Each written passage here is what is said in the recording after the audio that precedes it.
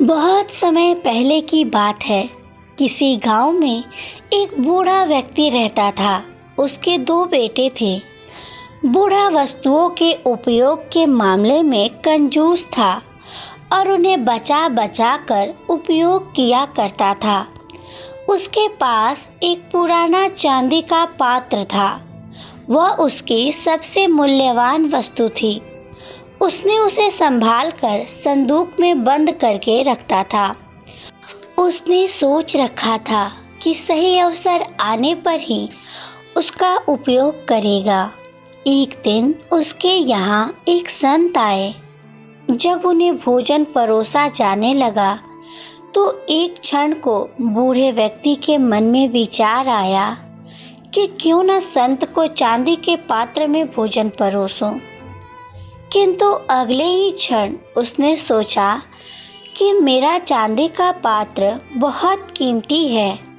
गांव-गांव भटकने वाले इस संत के लिए उसे क्या निकालना। जब कोई राजसी व्यक्ति मेरे घर पधारेगा तब यह पात्र निकालूंगा। यह सोचकर उसने पात्र नहीं निकाला। कुछ दिनों के बाद उसके घर राजा का मंत्री भोजन करने आया। उस समय भी बूढ़े व्यक्ति ने सोचा कि चांदी का पात्र निकाल लूं, किंतु फिर उसे लगा कि ये तो राजा का मंत्री है। जब राजा स्वयं मेरे घर भोजन करने पधारेंगे तब अपना कीमती पात्र निकालूंगा। कुछ दिनों के बाद स्वयं राजा उसके घर भोजन के लिए पधारे। राजा उस समय पड़ोसी राज्य से युद्ध हार गए थे और उनके राज्य के कुछ हिस्से पर पड़ोसी राजा ने कब्जा कर लिया था। भोजन परोसते समय बूढ़े व्यक्ति ने सोचा कि अभी अभी हुई पराजय से राजा का गौरव कम हो गया है। मेरे पात्र में किसी गौरवशाली व्यक्ति को ही भोजन करना चाहिए। इसलिए उसने चांदी का पात्र नहीं निकाला। इस तरह उसका पात्र बिना उपयोग के पड़ा रहा। एक दिन बूढ़े व्यक्ति की मृत्यु हो गई। उसकी मृत्यु के बाद उसके बेटे ने उसका संदूक खोला। उसमें उसे काला पड़ चुका चांदी का पात्र मिला। उसने वह पात्र अपनी पत्नी को दिखाया और पूछा, इसका क्या करें? पत्नी ने काले पड़ चुके पात्र को देखा और मुंह बनाते हुए बोली, अरे इसका क्या करना है? कितना गंदा पात्र है।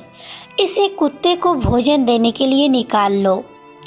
उस दिन के बाद से घर का पालतू कुत्ता उस चांदी के पात्र में भोजन करने लगा। जिस पात्र को बूढ़े व्यक्ति ने जीवन भर किसी विशेष व्यक्ति के लिए संभाल कर रखा, अंततः उसकी ये गत हुई। इस कहानी से ये सीख मिलती है कि किसी वस्तु का मूल्य तभी है जब वो उपयोग में लाई जा सके। बिना उपयोग के बेकार पड़ी कीमती वस्तुओं का भी कोई मूल्य नहीं। इसलिए यदि आपके पास कोई वस्तु है तो यथा समय उसका उपयोग कर लें। सदैव प्रसन्न रहिए। जो प्राप्त है पर्याप्त है। जिसका मन मस्त है उसके पास समस्त है।